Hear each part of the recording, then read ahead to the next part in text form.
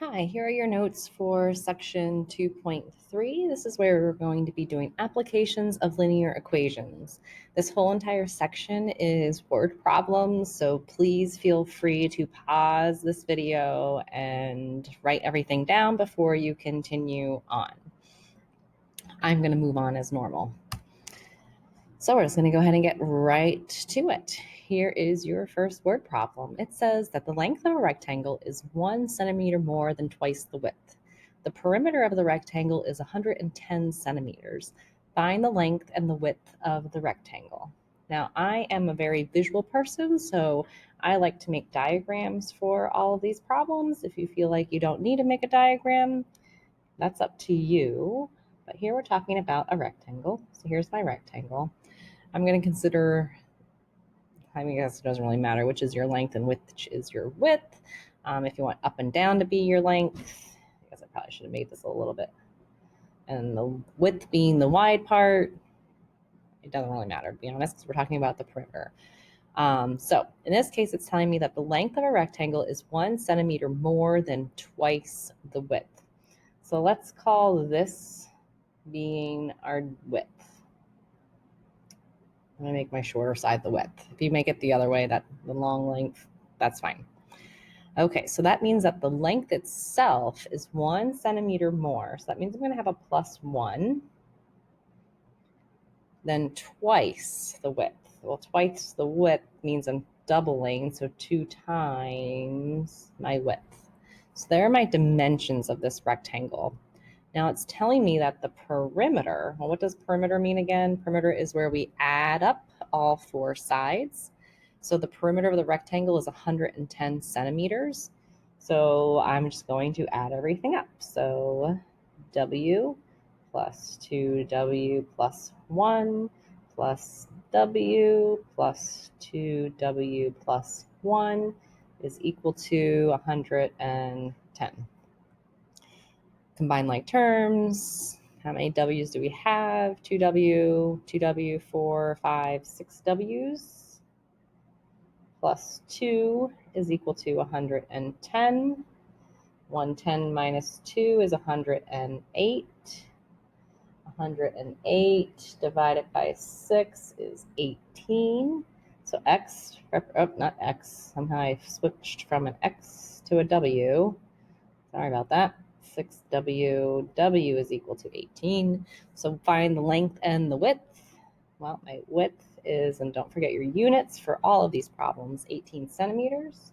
And my length would then be equal to 2 times that plus 1. So 18 times 2 doubled is 36, plus 1 is 37 centimeters. For all word problems, always, always, always, always put your units. Okay, go ahead and try this one on your own. The John Hancock Center tapers as it rises. The top floor is rectangular and has a perimeter of 520 feet. The width of the top floor measures 20 feet more than 1/2 its length. What are the dimensions of the top floor? Hopefully you got a width of 165 feet and a length of 265 feet. If you did not, please go back and check your work. If you can't figure it out, shoot me a picture on the Remind app and I'll try to help you. Example number 2. Again, feel free to pause this video at any time to write this whole entire problem down and then continue. 2 outstanding major league pitchers in 2017 were Clayton Kershaw and Max Scherzer. Combined, they had 407 strikeouts. Scherzer had 57 more strikeouts than Kershaw. How many strikeouts did each pitcher have? Okay, so what do we got? Combined together. So that means I'm going to be taking something plus something and equaling it to 407 total strikeouts. It's saying that Scherzer had 57 more strikeouts. So that means I'm going to have a plus 57 somewhere. I'll put a plus 57 here. Then Kershaw. So Kershaw plus 57 represents Scherzer, right? So right there, that algebraic expression represents Scherzer's number of strikeouts, which would make this blob represent Kershaw. Well, Kershaw would just be, in this case, I used K for Kershaw. So now when we add those together, K plus K is 2K plus 57 is equal to 407. Subtracting 57 from both sides gets you 350. Dividing by 2 gets us 175. So 175. So Kershaw had 175 strikeouts. I should just put KO for those people who know their baseball lingo. And then subtracting that from 175, from 407, 407 minus 175 gets you 232. Kershaw. I can't even spell, not Kershaw, Scherzer. So some crazy names. All right, does that make sense? 232 plus 57, 175 plus 57. Does that get us 232? Yeah. Good. KOs. Knockouts. I don't really know what the K stands for, to be honest. Okay, go ahead and try one on your own. Now we're going to take it to the theater.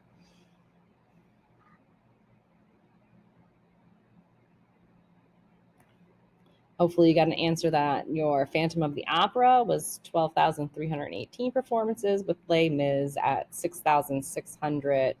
Oops. I think I have too many zeros in there. Let's see. 18,998 minus 6612 318. Yeah. I got an extra 6 somehow in there. Sorry. Take away 6. Did you get 6,680 for your answer? Hopefully you did.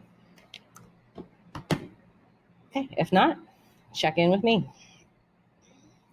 Okay, let's step up our game a little bit. Now let's bring in some percentages. In 2017, there were 293 area codes in the United States, an increase of 241% over the number when the area code plan originated in 1947. How many area codes were there in 1947? So obviously it's going to be a number that's smaller than 293 because if we're increasing from 1947 to 2017. So now let's think about this logically. We have, let's see, our total, what we're at right now is 293, which means that this is our 1947 area codes, which is a 247% increase of our 1947 area codes. I guess I should have put this here. I'm running out of space. Didn't space that out very good. So our 1947 area codes should get us to that 293, right? Does everybody see that? So we have our original amount, and we're adding to that a percent increase to get to the 293. Well, we don't know the original amount, so I'm going to make that be our x. And then this is going to also be an x.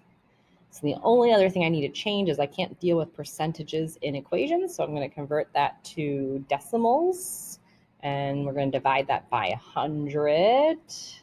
Which means that's going to move my decimal place over. So now this is your equation. You have x plus 2.41x equals 293. Combining like terms, 3.41x equals 293. Dividing it gets us 293 divided by 3.41. Oops, not subtract. 293 divided by 3.41. is about 86. It rounds up to 86. So I would say that there are 86 area codes in 1947. Okay. Again, pause this if you need a moment to get this all jotted down. After you completed that, try this one on your own.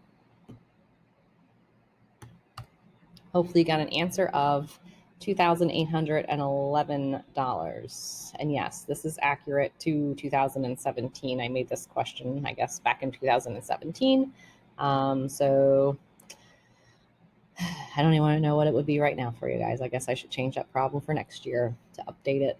It's probably much higher of a percentage increase.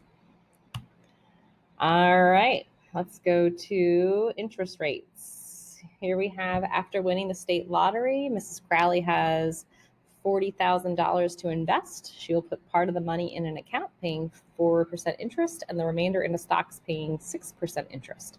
Her accountant tells her that the total annual income from these investments should be $2,040. How much should she invest at each rate? So in simple interest, remember, is I equals PRT, where I represents your interest, and then your principal is P, your rate is R, T is time. In this case, we've got two different things that are being invested together to get a total interest of $2,040.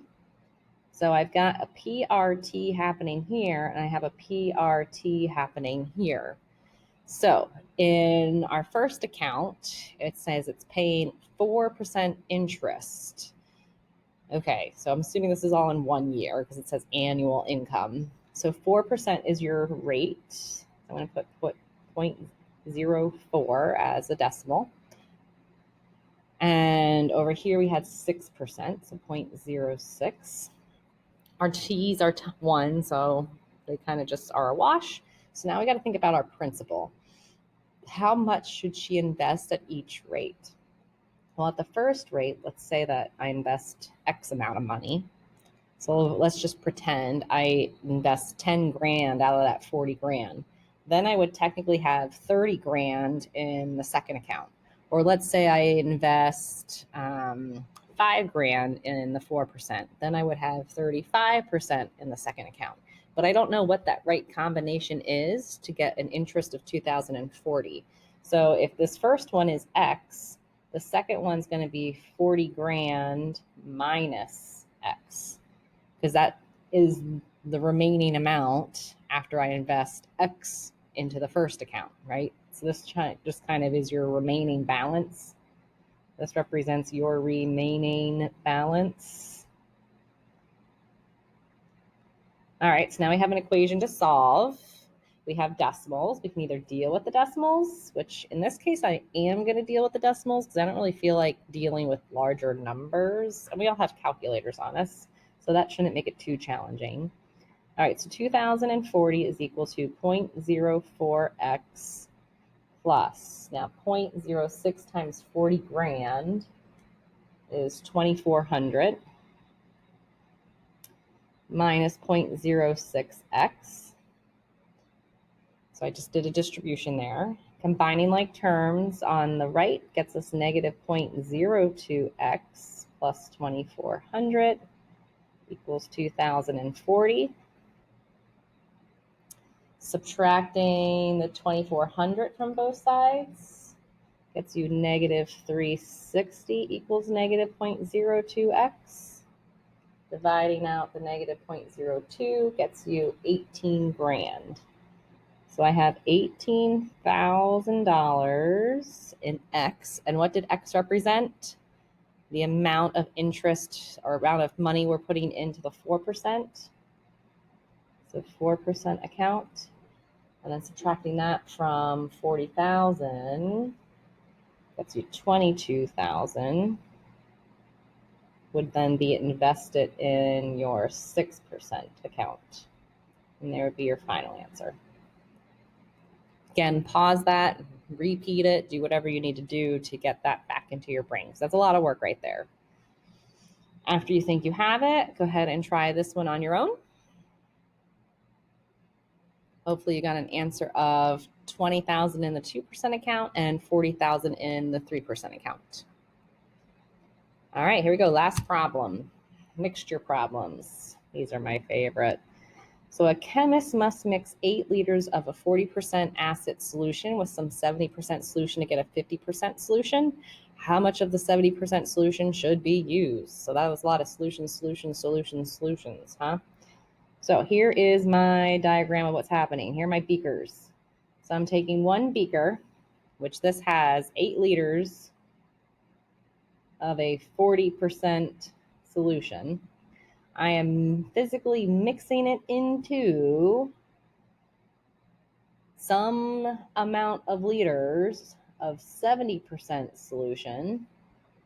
Okay, so that my end result ends up being a 50% solution. So if I take those 8 liters and I add them into here, into X liters, how many total liters would I then have at the end? Well, I would have X plus 8 liters, right? So I have 8 liters pouring it into X amount of liters, and my total liters will be X plus 8. So now I got to convert that whole part into an equation. And it's as simple as this. We're going to take 40% of 8 liters, or 0.4 times 8. Then we're going to do 70% of X, or 0.7 times X, equals 50% of X plus 8. So 0.5 times X plus 8. So you can either get rid of your decimals or just deal with it. If we were to get rid of them, I would just move all my decimals over one spot, which is not too terrible, and go from there. So 4 times 8 is 32, plus 7x equals 5x plus 40.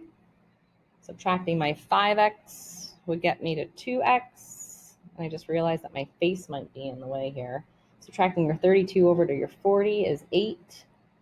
So we get x is equal to 4. So that means you would need to add 4 liters of the 70% solution to get a 50% solution.